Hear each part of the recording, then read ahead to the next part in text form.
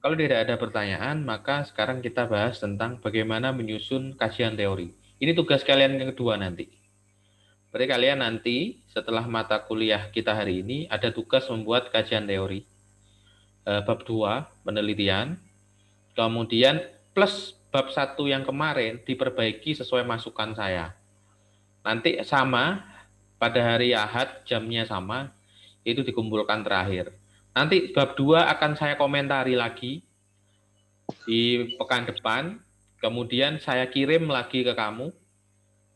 Pekan depan saya menjelaskan tentang bab 3, kemudian selesai bab sekaligus nyusun bab 3 plus ngerevisi bab 2. Pertemuan pekan depannya lagi sudah UAS. UAS-nya tidak pakai soal tetapi langsung presentasi satu-satu terkait dengan proposal yang sudah ditulis. Itu adalah nilai kamu UAS dari sana. Oke, sekarang kita belajar tentang bagaimana menyusun kajian teori. Ya. Kajian teori itu di dalam penelitian ada pada bab 2 setelah pendahuluan. Ya. Kemudian banyak contoh tentang penyusunan kajian teori. Nanti saya berikan ada 3 contoh. Nanti kita nilai, terus kita ambil kesimpulannya kajian teori yang baik itu gimana.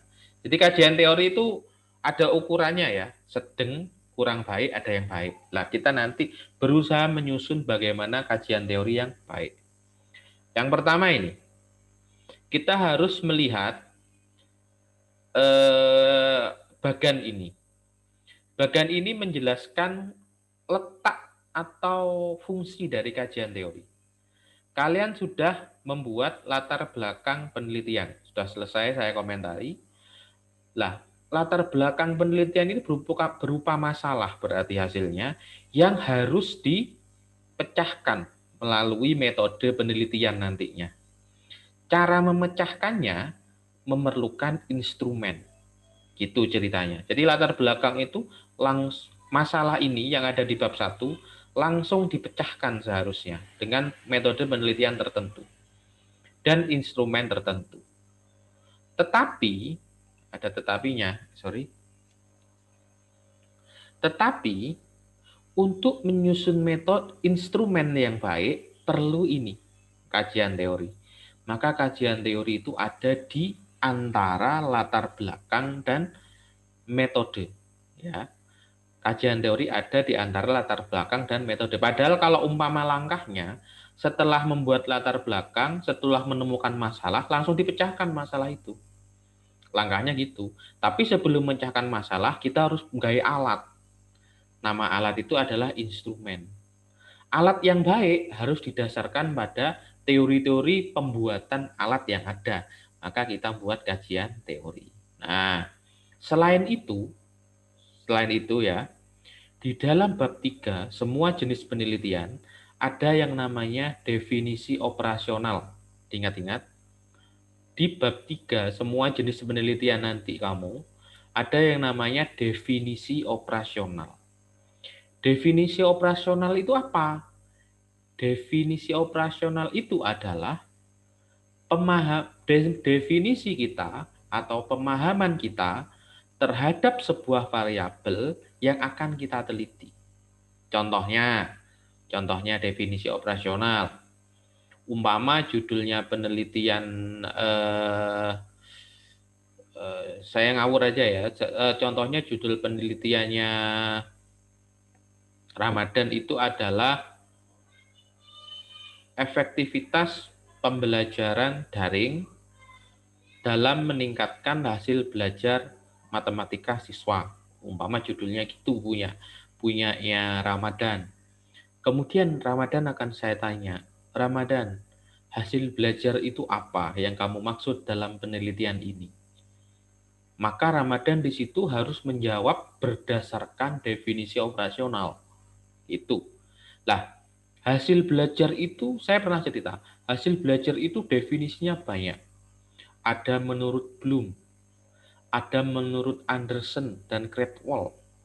Ya, kemudian ada yang hasil belajar menurut Piase. Kok Piase? Piase itu psikologi perkembangan ya, sorry. Hasil belajar menurut Gagne ada. Nah, yang tiga, mamanya tadi ya, ada kata Bloom, ada Anderson Cradwell, ada Gagne. Ada tiga pendapat tentang hasil belajar. Yang kita harus jawab ketika ditanya oleh penguji adalah jawaban hasil belajar berdasarkan definisi operasional kita. Nah, menyusun definisi operasional itu berarti harus mengambil intisari dari Bloom, Anderson Cradwell, atau miliknya Gagne. Seumpama ini ya, Bloom mengatakan hasil belajar itu ada 6. C-nya, kognitif C1 itu ada 6. Kemudian Anderson mengatakan hasil belajar itu ada 6 juga, tetapi berbeda di C5 dan C6-nya. Gagne mengatakan hasil belajar itu ada 5. Nah, kamu ketika ditanya dosen nggak mungkin menjawab gitu. Ramadan, coba, apa yang kamu maksud dari hasil belajar dalam penelitian? Hasil belajar menurut Gagne itu adalah ada 5, Pak. Hasil belajar menurut Anderson itu ada 6, Pak. Hasil belajar menurut Bloom itu ada 6, Pak. Saya tanya di penelitianmu, Ramadan, hasil belajarmu itu yang dimaksud apa? Nah, di situ tuh di kajian teori harus sampai muncul definisi hasil belajar sesuai penelitian. Ya, jadi kesimpulannya umpama si Ramadan membuat kesimpulan hasil belajar dalam penelitian ini menggunakan hasil belajar milik Bloom yang direvisi oleh Anderson dan Cradwell yang berisi C1 sampai C6 itu. Namun, karena kondisi sekolah dan pembelajaran, maka hasil belajar yang dimaksud hanya hasil belajar pemahaman dan penerapan atau C2 dan C3. Ini disesuaikan dengan tujuan pembelajaran pada tema sekian. Sudah, itu berarti definisi operasional harus sampai ke sana. Gitulah maksudnya. Jadi dari hasil yang namanya kajian teori itu harus memunculkan sampai ke definisi operasional. Kajian teori, makanya saya ulang, hasil belajar itu banyak. Tadi saya kasih contoh 3. Tapi di kajian teori itu kamu harus sampai mengerucutkan hasil belajar itu tinggal 2. Seperti yang katanya Ramadan tadi. Itu contoh ya, tidak harus tinggal 2, bisa berapapun tergantung dengan penelitian. Tapi kalau cerita dari Ramadan tadi, karena yang diambil 1, miliknya Anderson Cradwell, itu sesuai dengan K13. Ada creativity. Kemudian Ramadan juga hanya mengambil pemahaman dan pelaksanaan C2 dan C3, aplikasi dan pemahaman. Mengapa memahami dan menerapkan? Karena Ramadan meneliti tema 8, seumpama gitu. Di tema 8, indikatornya indikator C2 dan C3. Itu harus sampai ke sana. Jadi kalau ditanya penguji, kesimpulan bagaimana? Ramadan, silahkan Anda definisikan apa yang dimaksud hasil belajar dalam penelitian.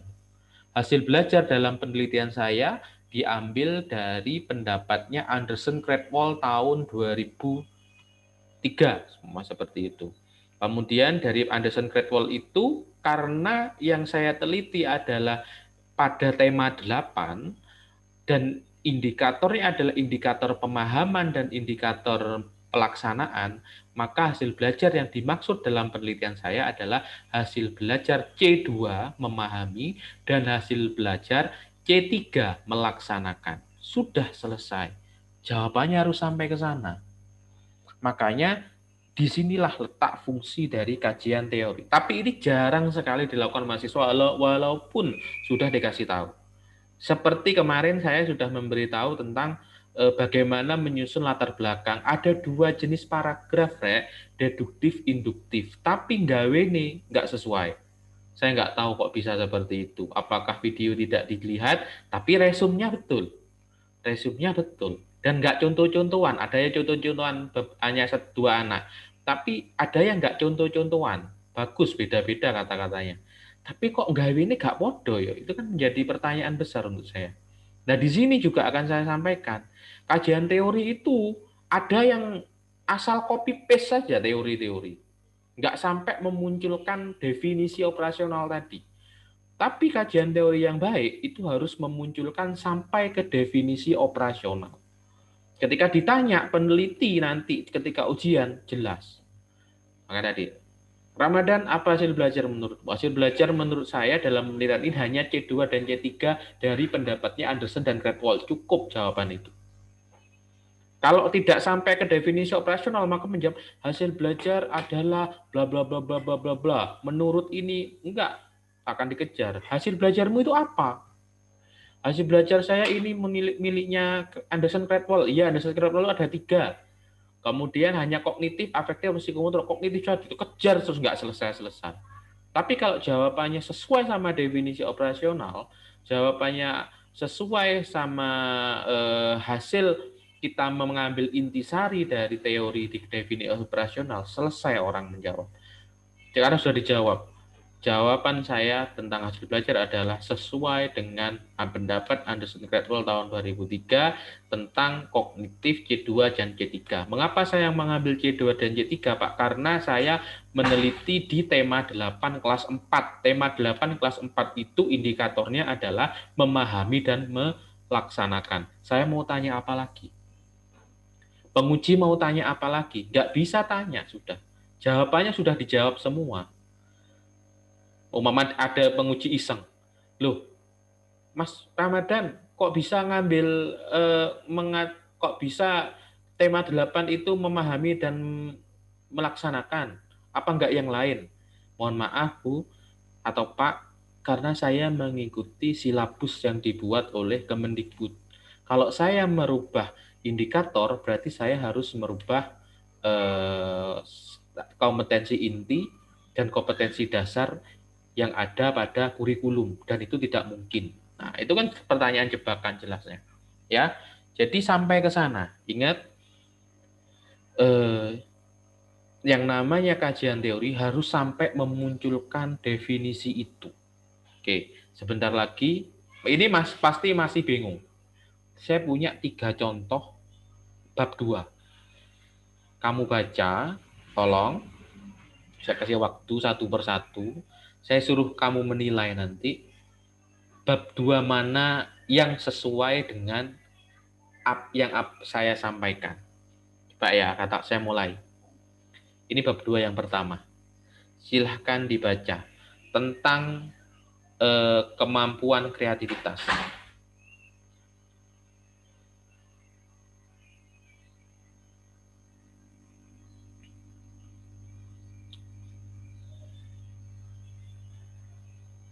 Silahkan dibaca. Ini adalah kajian teori tentang kreativitas dari seorang mahasiswa kita, kakak kelasmu sudah lulus, sudah nikah kayaknya.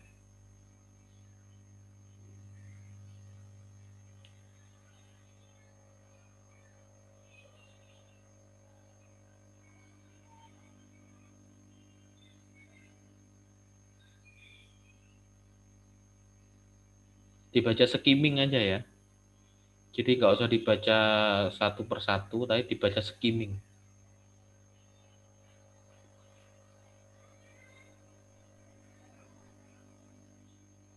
Sudah ya, cukup ya. Saya beri contoh yang kedua. Ini beda penelitian.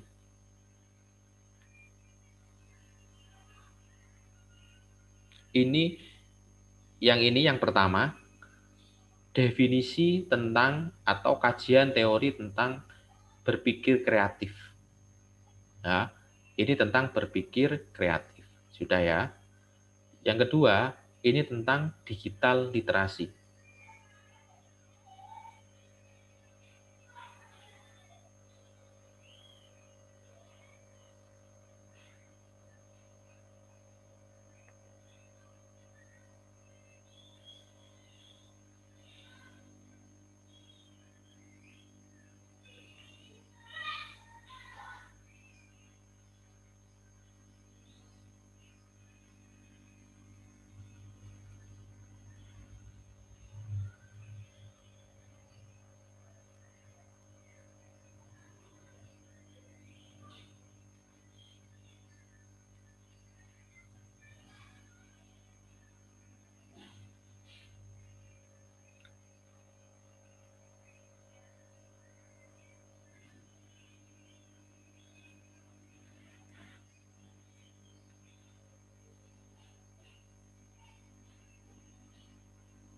Sudah ya. Sekarang yang terakhir, tentang aktivitas belajar siswa.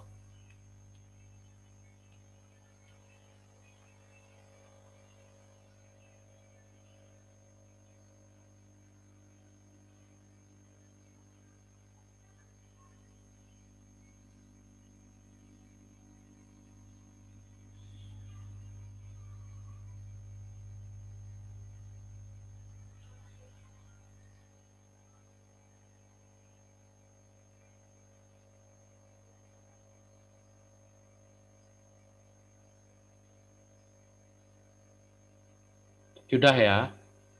Sekarang kalian sudah melihat 3 contoh penulisan kajian teori dari 3 penelitian yang berbeda. Penelitian yang pertama berpikir kreatif.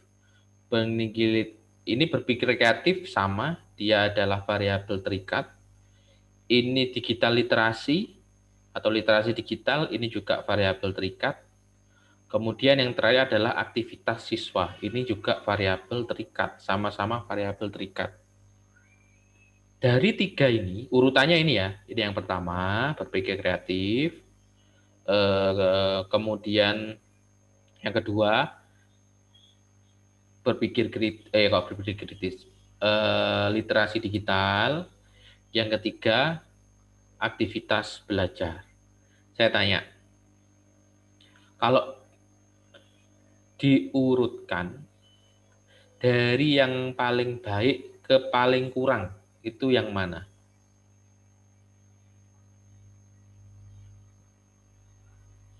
Halo? Tidak apa-apa. 2, 1, 3, Pak. Urutannya dari 2, 1, 3, Pak. Kalau 2, 1, 3, Pak. Oke. Kalau menurut saya juga. Oke. 2, 1, 3 itu urutan dari yang terbaik ke yang paling kurang ya. Berarti ini yang terbaik, ini terbaik kedua, ini terbaik ketiga. Oke. Saya setuju dengan pendapat kalian. Tapi saya ingin tahu kenapa satu orang menjawab, kenapa yang kedua itu yang terbaik nomor 1. Siapa yang mau menjawab? Yang kedua ini. Saya, Pak. Silakan. Kenapa kok ini menjadi penilaian yang Kalau terbaik? menurut saya,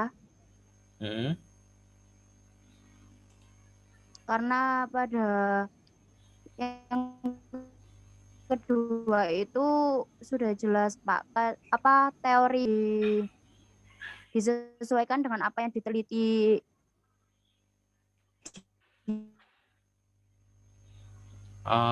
dia pada SD tersebut.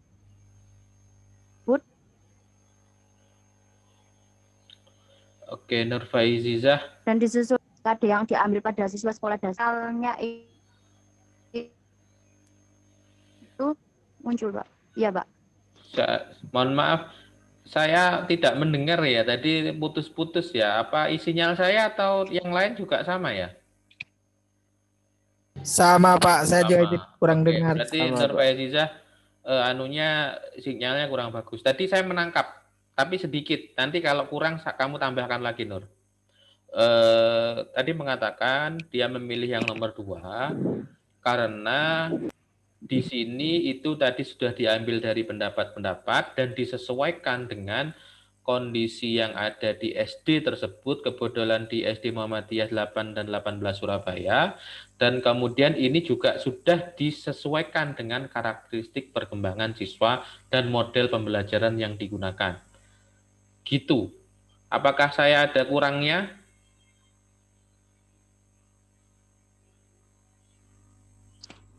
Kurang lebih seperti itu. Oke. Oke ya. Terus kenapa ada yang bisa jawab? Kenapa yang ini belum saya belum saya bahas dulu ya. Siapa yang mau menjawab kenapa ini menjadi yang terbaik kedua? Apa kira-kira? Pak, saya mau jawab. Oke, silakan. Karena yang di nomor 2 ini, Pak, sudah dijelaskan menurut teori sudah ada.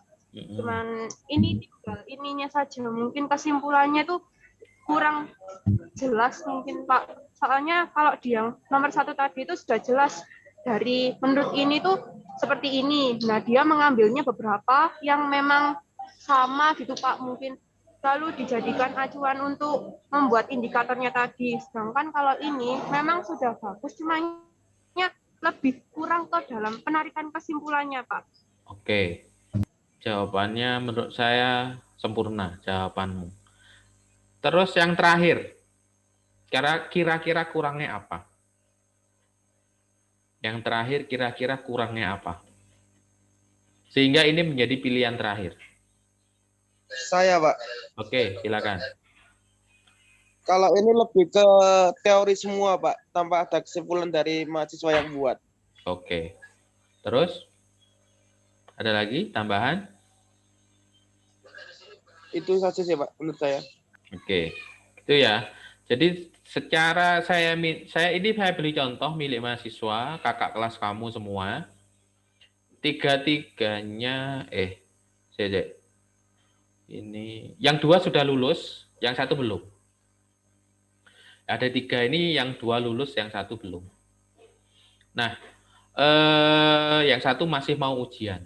Jadi ya 3 ini 2 sudah lulus, bahkan yang 1 sudah wisuda, sudah kerja, yang 1 tinggal menunggumu wisuda karena baru saja lulus, yang 1 masih akan ujian. Nah, ini punya kakak kelas kalian semua. Nah, ini saya setuju dengan pendapat kalian. Tadi adalah terbaik adalah 2, 1, kemudian 3 yang terakhir. Saya ambil pendapatnya Nur Faizizah. Kalau kita lihat di sini, nah di sini dia mengambil pendapat Ferrari dulu. Sebenarnya di atasnya masih ada ya, tapi saya ambil contoh karena saya screenshot semua itu nggak bisa, dan mengambil pendapatnya Carretero tentang literasi digital. Yang 2 orang ini mengemukakan terkait dengan literasi digital, aspek kompetensinya itu berbeda-beda. Namun si peneliti ini sudah membuat klasterisasi ya, membuat penyesuaian, yaitu ini kata didasarkan pada kompetensi di SD Muhammadiyah 8 dan 18 tempat dia meneliti. Terus dibatasi pada kompetensi yang dianggap sudah sesuai karakteristik pengembangan siswa dan model. Maka dia mengambil ini semua hingga menjadi indikator ini. Nah, itu yang saya maksud bahwa kajian teori itu harus sampai seperti itu. Ya, harus sampai seperti itu.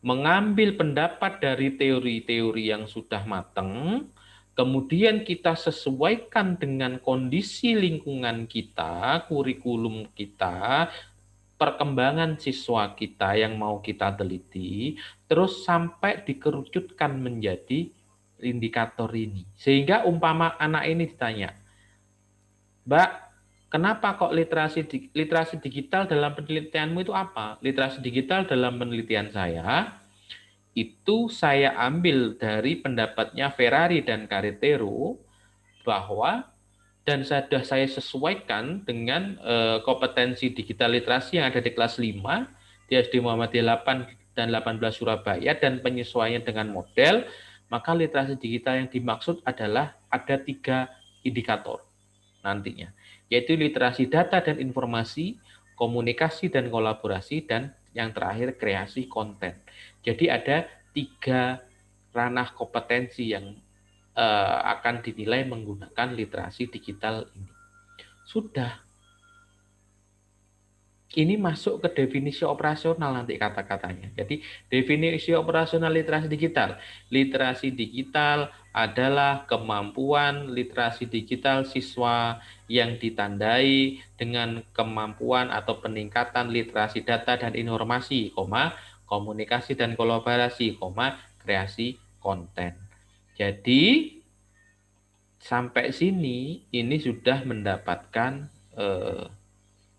kesimpulan di sini. Yang ke satu, kenapa ini menjadi kurang, sama seperti katanya Mas Mustaqim tadi, iya, ini Mas Mustaqim tadi ya, aku lupa. Mas Mustaqim, bukan ini. Siapa ini jawab tadi? Mbak Ica, Pak. Ica ya, oke. Ini tadi benar, ini sudah ngambil dari beberapa pendapat, namun sayangnya untuk menyimpulkan ini masih konsep. Jadi, berdasarkan pemaparan di atas, peneliti menyimpulkan bahwa kreativitas merupakan proses dan seterusnya. Nah, ini belum sampai ke apa sih berpikir kreatif atau kreativitas itu kalau dinilai, kalau bisa ini harus sampai ke penyusunan indikator. Jadi orang tanya itu sudah langsung, arahnya ke sini nanti penilaian. Apalagi yang ini memang ngambil pendapat banyak orang. Keren memang, terlihat keren. Tetapi tidak ada kesimpulan. Kesimpulannya apa? Ini aktivitas siswa ada katanya Pohan, Latifah, Ramadhani, Pohan lagi, Dierich, Mirdanda. Banyak orang ngomong tentang aktivitas, tapi dia tidak simpulkan aktivitas itu apa. Itu adalah tinjauan teori yang kurang baik.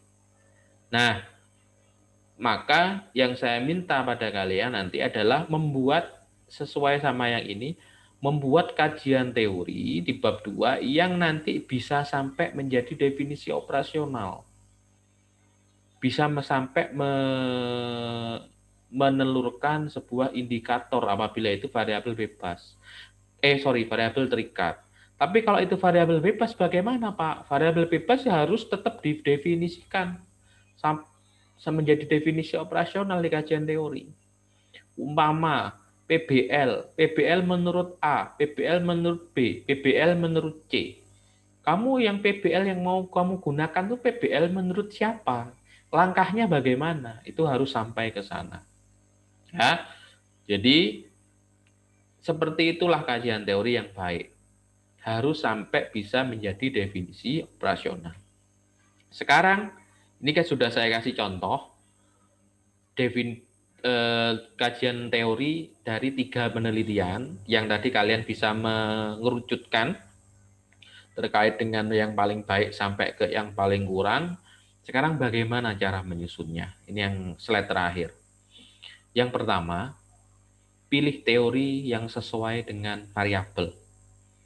Jadi kalau variabelnya tentang hasil belajar, masukkan semua teori terkait dengan hasil belajar, jangan yang lain. Makanya teorinya variabelnya hasil belajar, di situ ada muncul aktivitas adalah, itu kan nggak match ya.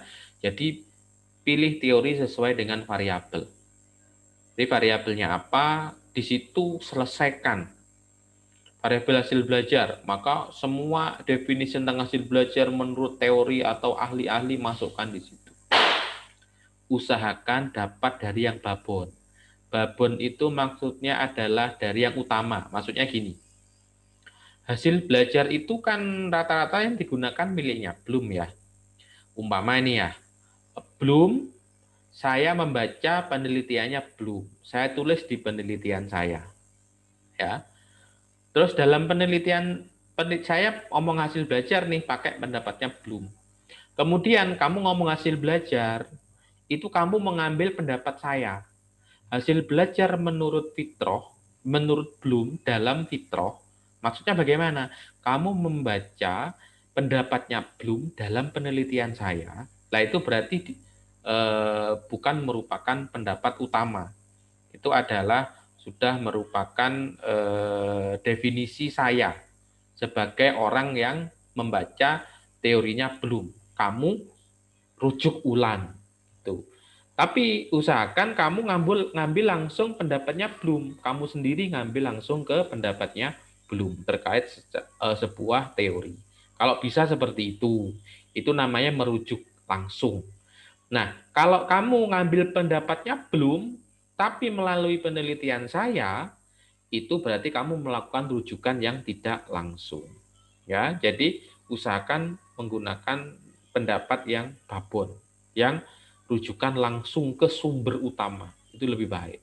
Yang kedua, tahun maksimal yang dirujuk itu 10 tahun kalau bisa. Jadi ada ya, saya nggak tahu kelasmu atau kelas sebelah, itu masih membicarakan terkait dengan perubahan kurikulum KTSP ke kurikulum 2013. Itu kan sesuatu yang sudah lampau, sudah tidak perlu kita bicarakan saat ini. Itu. KTSP itu 2006. Kalau sekarang itu sudah 15 tahun. Makanya kan itu sesuatu yang sudah tidak relevan untuk kita bahas. Sedangkan penelitian kita ingat kemarin ada novelty, kebaruan. Jadi harus sesuatu yang maksimal 10 tahun lah tentang pendapat-pendapat itu.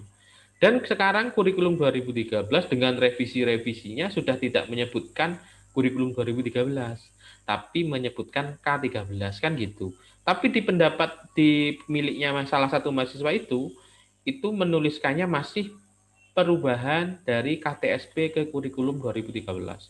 Nah, itu sesuatu yang sudah tidak relevan lagi. Kayak gitu sudah nggak boleh digunakan.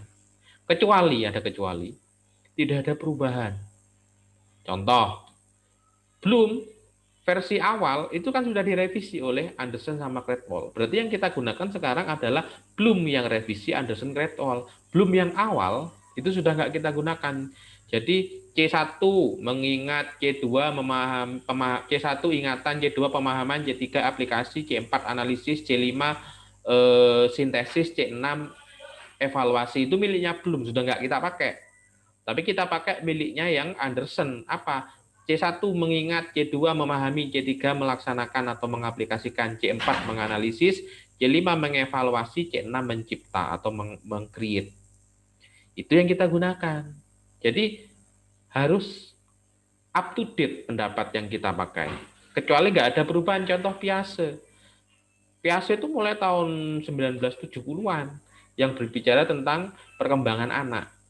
Itu masih digunakan sampai sekarang karena memang masih sesuai sama kondisi saat ini. Nah, jadi itu masih boleh. Tapi untuk sesuatu yang baru, sesuatu pendapat lain yang ada yang baru, ya kita gunakan yang paling baru. Metode pembelajaran CBSA, waduh itu saya SD wis enak CBSA 20 tahun yang lalu, jadi sudah nggak boleh dipakai. Cara belajar siswa aktif CBSA Anda nggak boleh dipakai. Mau kooperatif Jigsaw, oke lah nggak apa-apa. Tapi Jigsaw itu sudah ada sejak tahun 2008, saya itu neliti. Sekarang itu sudah berapa tahun? Apa nggak boleh Pak? Ya boleh aja. Tetapi kan nanti hasil penelitian kita tidak terlalu ya hanya bisa menyelesaikan masalah kita sendiri, tidak bisa digunakan untuk orang-orang merujuk, apalagi kondisinya sekarang sudah berbeda ya dengan paradigma pembelajaran ketika Jigsaw muncul. Jigsaw muncul itu kooperatif. Ketika paradigma pembelajaran kooperatif itu lagi heboh-hebohnya. Gitu. Makanya rata-rata pembelajaran berkelompok. Sekarang tuh lagi heboh terkait pembelajaran berbasis digital. Karena masalah-masalahnya masalah-masalah digital, itulah harusnya yang diangkat. Contohnya seperti itu. Tapi apakah dilarang? Enggak dilarang. Tapi itu menjadi, kalau orang neliti itu muspro. Muspro itu bahasa Jawa ya. Sia-sia. Nah, yang ketiga, kumpulkan beberapa teori dan simpulkan menjadi definisi operasional. Sudah saya sampaikan tadi ya. Dari kumpulan teori itu, simpulkan. Dalam penelitianmu itu yang dimaksud dengan A ini apa? Diambil dari ahli-ahli tersebut. Kalau bisa sampai menjadi definisi operasional. Definisi operasional itu artinya adalah yang sudah sesuai dengan apa yang akan kita teliti, sudah disesuaikan dengan kondisi lingkungan, sudah disesuaikan dengan kondisi objek penelitian kita, karakteristik penelitian kita sudah disesuaikan semua, sehingga menjadilah definisi atau teori yang menjadi definisi operasional. Dan yang terakhir, jika itu variabel terikat, maka harus sampai penyusunan indikator. Tadi saya kasih contoh. Kalau variabelnya variabel terikat, harus sampai penyusunan indikator. Gitu ya. Cara menulisnya, ya lihat di pedoman berarti. Pedoman penulisan skripsi itu cara menulisnya. Nanti di situ ada penelitian yang relevan. Kemudian ada kerangka berpikir, ada rumusan hipotesis di bab 2 itu kalau penelitian kuantitatif. Tapi kalau selain penelitian kuantitatif tidak perlu ada rumusan hipotesis. Oke, itu adalah bagaimana menyusun kajian teori. Sampai sini ada yang ditanyakan? Sudah selesai nih saya. Dalam menyusun kajian teori ini ada yang ditanyakan? Jangan sampai diem nggak bertanya, tapi ketika nyusun, aduh cuma ngono tok aneh. Itu.